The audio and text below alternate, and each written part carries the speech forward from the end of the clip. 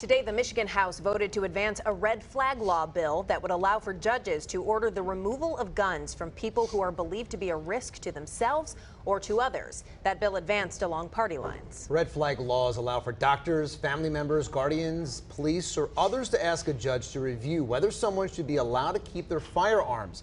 This bill now heads to the Senate next week for debate and a vote. The House vote came on the same day Governor Whitmer signed multiple bills also aimed at preventing gun violence. Those bills require background checks and the registration of all guns and safe storage.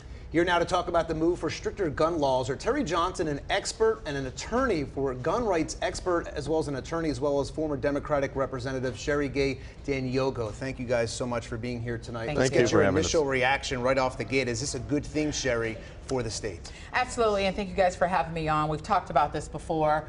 As a former educator and legislator that continue to see gun violence escalating throughout our country, knowing that Michigan was lagging behind in getting this done, predominantly every other state has moved in this direction, and so I applaud my colleagues that are in the House and the governor in moving this forward. This is long overdue, and I think right now we're going to start seeing opportunities for advancing safety, and especially I work in the mental health field. We need to have some type of mechanism to address those that don't need guns in their hands or in their homes, and I think this is the right direction to go. Terry, the bills that were passed today, before we get into the red flag legislation, yes. What is your reaction to those? Well, you know, quite honestly, they're not going to do anything, and what's going to happen is Sherry and her party are going to come back and say, it's not enough, we need more. We need to grab more, we need to do more. We keep doing the same thing again and again, expecting different results. That's called insanity. All we keep doing, we need to tighten gun laws, we need to tighten gun laws. That's not working. I mean, we talked about red flag as she just did. One of the things, I'll use Chicago as an example, right? Through the end of 2022, there were 8,500 shootings in the city of Chicago, 1,800 deaths. Guess how many times red flag was enacted in Chicago? Take a guess. 4 times. 4 times. We already have laws on the books to address this. As Sherry probably knows, who, as she mentioned, she's been in mental health. There are ways to do this. Devil's advocate, if Yes. it happened 4 times and potentially 4 lives were saved, was it worth it? Don't know. We don't know that 4 lives were saved. I mean, here's the problem that we run into, right? It would be analogous to someone saying, I'm going to take your car because I think you've been drinking, or you might drink tomorrow, so I'm going to take your car away from you so you can't drive. It's a big, big difference. There needs to be more proof, and we put this, I mean, you can take the guns away from people, but you're not solving the problem. What this bill does not do is get the people who have the issues that Sherry and her party talk about. It's not getting them any help. So, hey, we've taken the guns away, clap, clap, clap, but we haven't gotten them any help.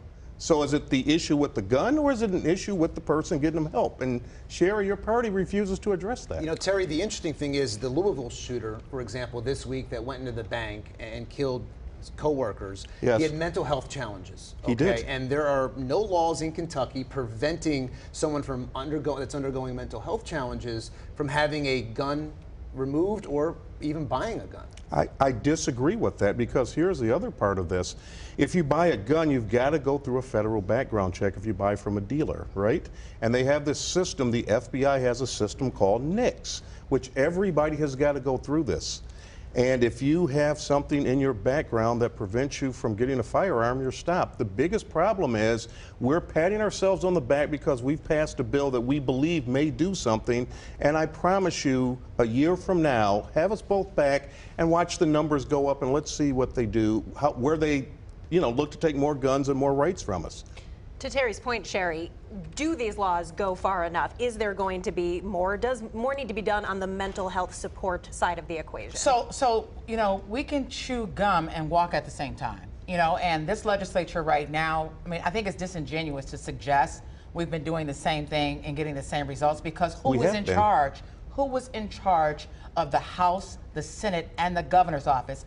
It's been almost 50 years since Democrats have seen this level of a majority to be able to move policy in the right direction. It hasn't been 50 years. I didn't talk when you talked. Well, just get your facts right. We're good. I didn't talk when you talked. My apologies. Thank you. And so if we're really going to be honest about it, it's a time to stop the fear-mongering, going back and forth. And to your question, I'd answer and say, 4 lives saved is definitely worth it, especially if it's children in a school, if it's our loved ones. Definitely, if it's one person, that life is just as important as 1,000. And so we have to take steps to be solutions oriented and stop pushing an agenda that only brings forth fear and an unwillingness to be realistic.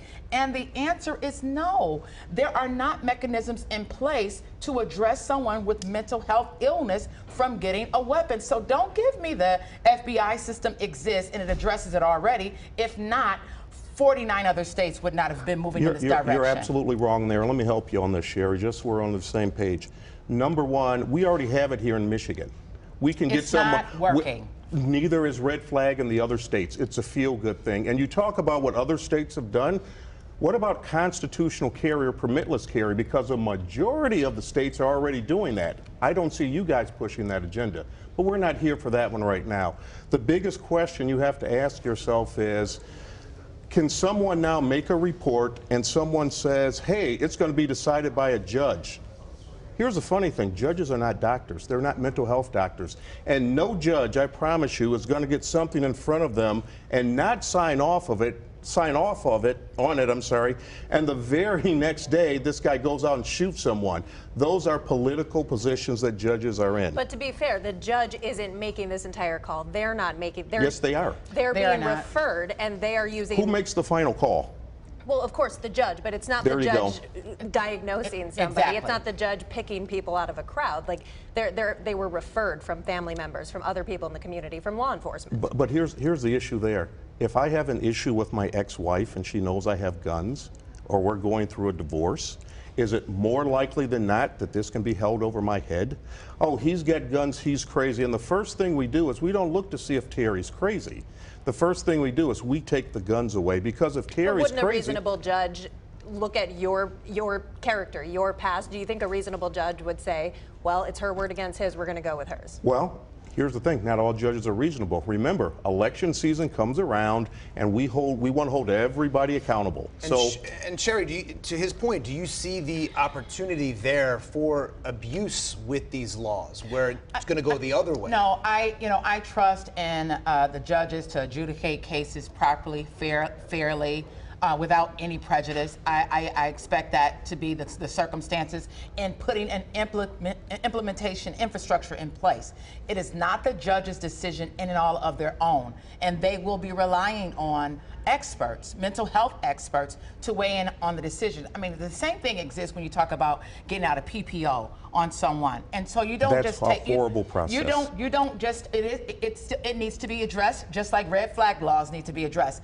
But you don't have just one person's voice that says, I'm in danger, the end. You do. No, it's more to it than that process. Are you a practicing attorney in the state? I'm not a practicing attorney, I am, but and I I'm do telling read. you, but I practice it, and I see how it happens. I can take a PPO out on you today if I so desire. Not that I wouldn't. Cher's a very nice person.